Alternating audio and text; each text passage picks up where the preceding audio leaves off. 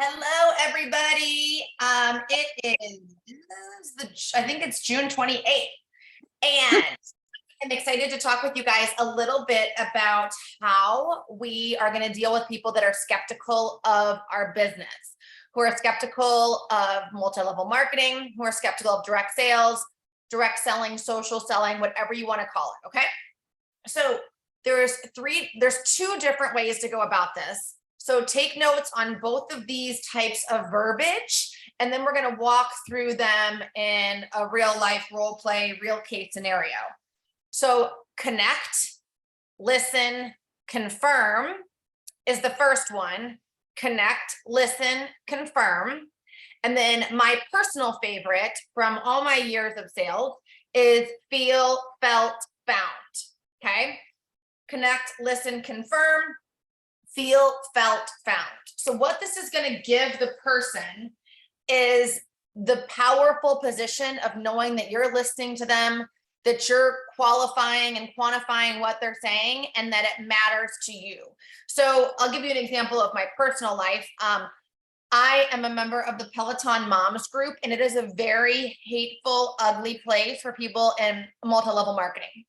Most people will post in this group that they want the best shampoo, that they want the best skincare, they want a side gig, a work from home, and then they always put, like, in big bold letters, no MLM.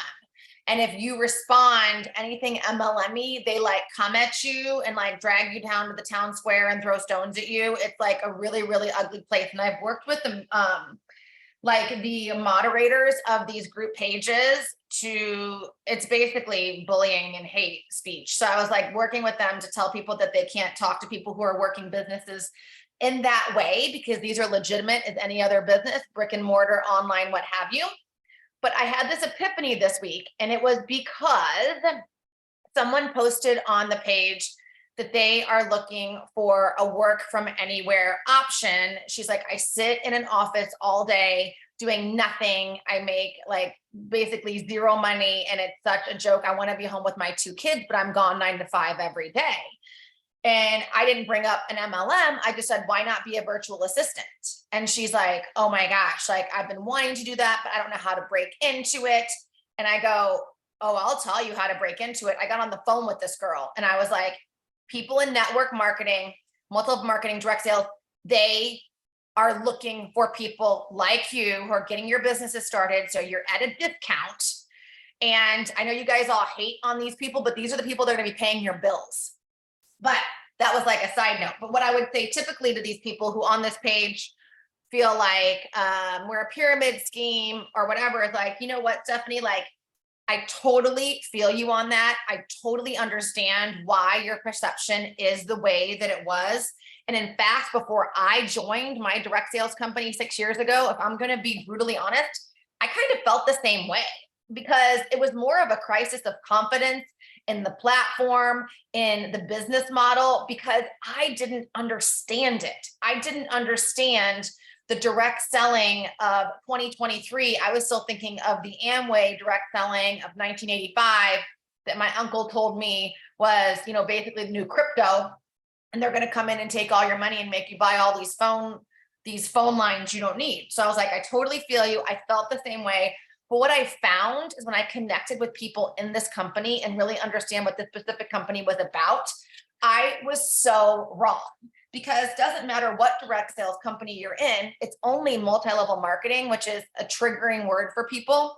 It only becomes multi-level marketing if you yourself grow an organization, if you yourself mentor other business people.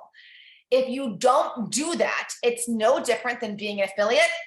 It's no different than being a marketer for any XYZ company that exists.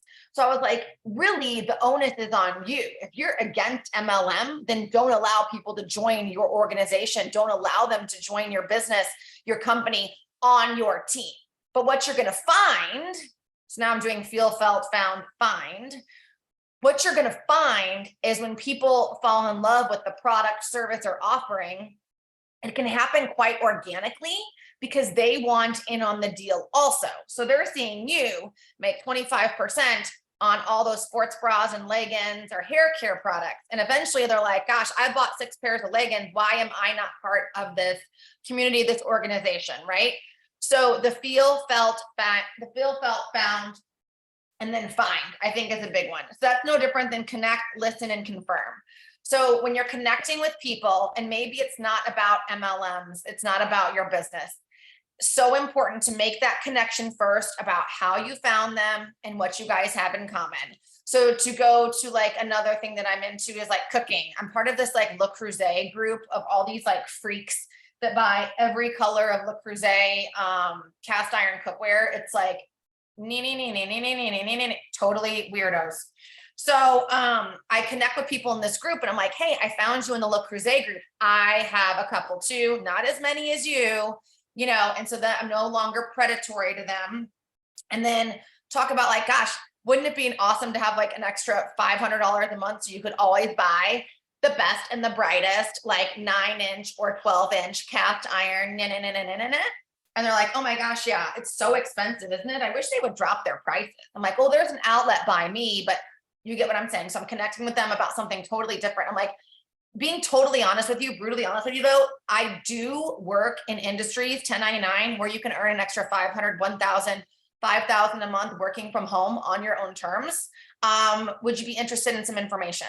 And they're like, yeah, if you can tell me the way I can buy that opal orange, you know, whatever that costs $590.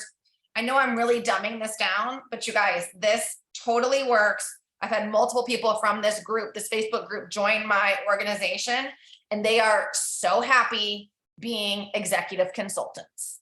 So happy. Don't want to grow a team, don't want anyone to join them. So happy making extra 500 a month or whatever it is. So keep those things in mind.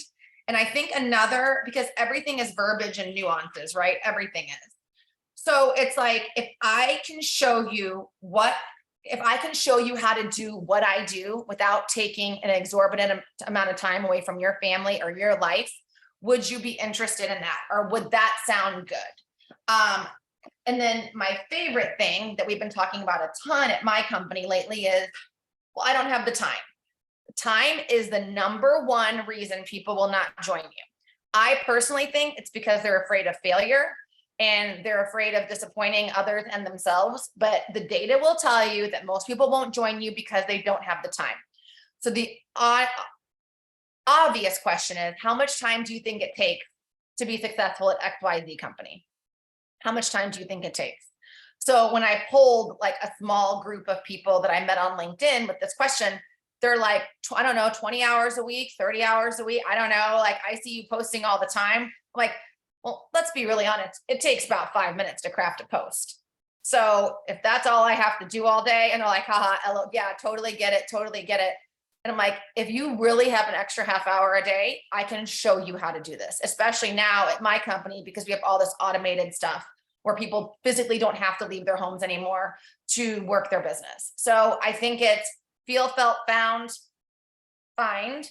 And then if I could show you how to do this where it makes sense for you, and quantifying the whole holdup of it takes so much time or it's a pyramid scheme.